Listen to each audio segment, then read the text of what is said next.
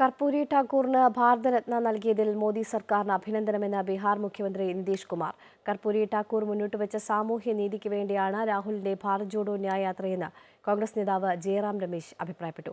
നിതീഷ് കുമാറിന്റെയും ലാലു പ്രസാദ് യാദവിന്റെയും രാഷ്ട്രീയ ഗുരുവും സോഷ്യലിസ്റ്റ് നേതാവും ബീഹാർ മുൻ മുഖ്യമന്ത്രിയുമായ കർപ്പൂരി ഠാക്കൂറിന് ഭാരതരത്ന നൽകാനുള്ള തീരുമാനം ലോക്സഭാ തെരഞ്ഞെടുപ്പ് പടിവാതിൽക്കൽ എത്തിനിൽക്കെ ബീഹാറിൽ വലിയ രാഷ്ട്രീയ ചലനങ്ങൾക്ക് കാരണമായേക്കും.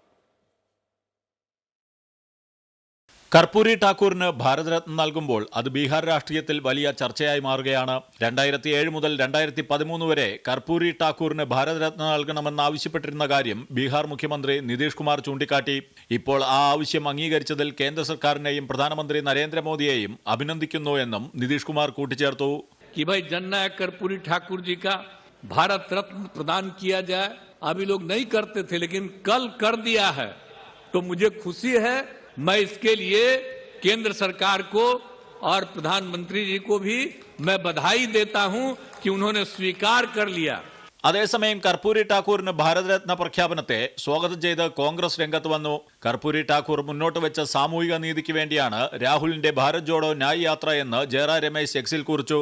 ജാതി സെൻസസ് ഉൾപ്പെടെയുള്ള നടപടികളിലൂടെ കർപ്പൂരി ഠാക്കൂർ മുന്നോട്ട് വെച്ച നയം ബീഹാറിൽ നടപ്പാക്കിയെന്നും രാഹുലും ജാതി സെൻസസിന് വേണ്ടി പോരാടുന്നുവെന്നും ജയറാം രമേശ് കൂട്ടിച്ചേർത്തു. എന്നാൽ കേന്ദ്ര സർക്കാരാണ് ജാതി സെൻസസിന് നിലവിൽ തടയിടുന്നതെന്ന് ജയറാം രമേശ് ആരോപിച്ചു. ഡൽഹിയിൽ കർപ്പൂരി ഠാക്കൂറിന്റെ ജന്മശതാബ്ദി ആഘോഷങ്ങളിൽ പങ്കെടുത്ത ആഭ്യന്തരമന്ത്രി അമിത്ഷാ പാവങ്ങളുടെയും പിന്നോക്കക്കാരുടെയും ക്ഷേമത്തിനായി നിലകൊണ്ട നേതാവാണ് കർപ്പൂരി ഠാക്കൂർ എന്ന് അഭിപ്രായപ്പെട്ടു.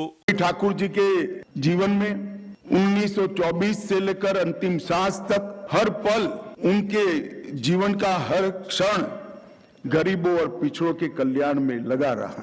കർപ്പൂരി ഠാക്കൂറിന് ഭാരതരത്ന നൽകാനുള്ള തീരുമാനത്തെ പ്രതിപക്ഷ സഖ്യം ഇന്ത്യയിൽ ഇടഞ്ഞു നിൽക്കുന്ന JDU-വിനെ ഒപ്പം കൂട്ടാനുള്ള BJP നീക്കത്തിന്റെ ഭാഗമായാണ് വിലയിരുത്തുന്നത്. അമൃത ന്യൂസ്, ന്യൂഡൽഹി.